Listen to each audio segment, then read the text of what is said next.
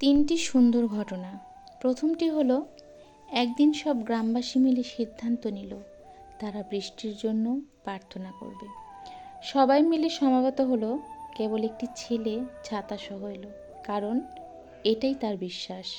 দ্বিতীয়টি হলো, আপনি যখন একটি শিশুকে শূন্যে ছুঁড়ে খেলা করবেন, সে তখন হাসতে থাকে, কারণ সে জানে আপনি তাকে আবার ধরে ফেলবেন। এটাই তার ভরসা।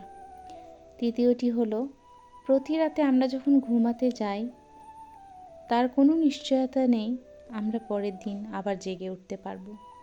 তবুও আমরা পরের দিনের জন্য অ্যালার্ম দিয়ে রাখি, এটাই আশা।